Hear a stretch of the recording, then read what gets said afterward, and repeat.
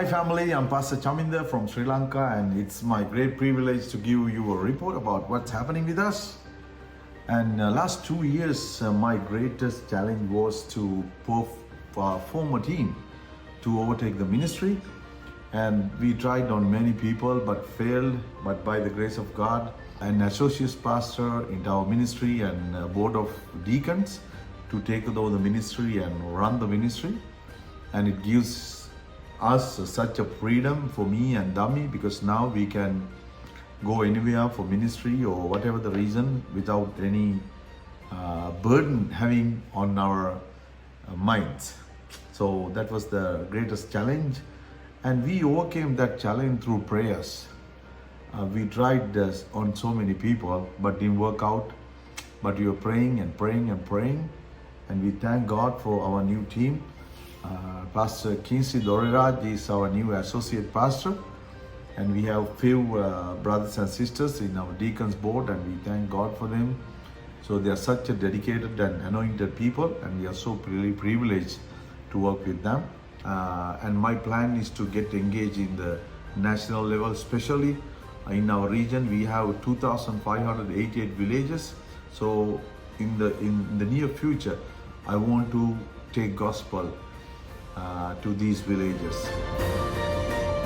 Overall, about our ministry, we launched a new feeding project to help the poor and needy, homeless in our city. On every Friday, we feed 100 people in the city, those who are homeless and poor and needy. We had a very hard time from 2019, starting with COVID. After COVID, Sri Lanka had a political turmoil, and Sri Lanka's economy collapsed, and Sri Lanka was named as a bankrupt country. The prices of the goods rose up at least 3 times, so it was hard for people to find something to eat for some people and to feed their family. So our feeding project is a new one. There are lots of testimonies and the Lord providing us. And we use the full use of social media for these projects, because 70% of Buddhist majority are finding reasons to blame the church, which is 2.6%. So we use social media, all the platforms, to give a publicity to these feeding projects and act of love, things like that, because we wanted them to know the love of Jesus. And the church is always up to helping people, not only to convert people. And also, we started a worship night every Wednesday. We are broadcasting that as well. So by the grace of God, now we have 300 to 500 viewers online for every Wednesday worship night. And our outreach, we see Kandy as a hub for the education.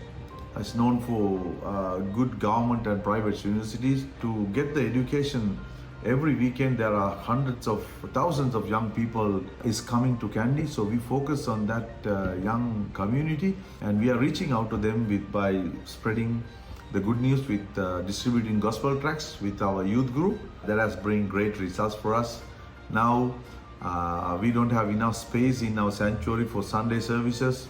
Now we are planning of expanding our sanctuary, and the Lord will provide us the necessary things to expand our sanctuary.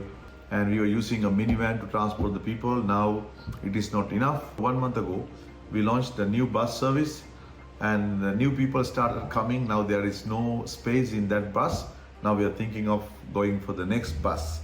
Next 5 years, I really see Sri Lanka as a missionary sending country, because I believe that God will bring a great revival to Sri Lanka, and this has been confirmed through many ministers across the world who love Sri Lanka, that Sri Lanka will be the epicenter for the coming end time revival. I thoroughly believe on that. I believe the Lord will bless Love Lanka Missions as a victory nation to play a big role in this coming revival. And we are ready for it. And thank you for your prayers and your support. God bless you.